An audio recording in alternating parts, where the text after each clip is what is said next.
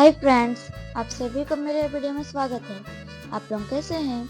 आशा करती हूँ आप सब अच्छे होंगे और मैं भी अच्छी हूँ।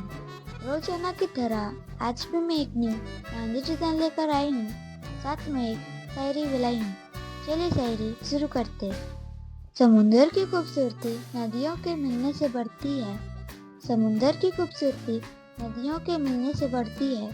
हाथों की खूबसूरती मेहंदी लगाने से बढ़ती है। आप लोग वीडियो में बने रहिए। वीडियो अच्छा लगे तो लाइक कमेंट शेयर कीजिएगा और अगर आप लोग मेरे चैनल में नए हैं तो चैनल को सब्सक्राइब जरूर कीजिएगा। Thank you.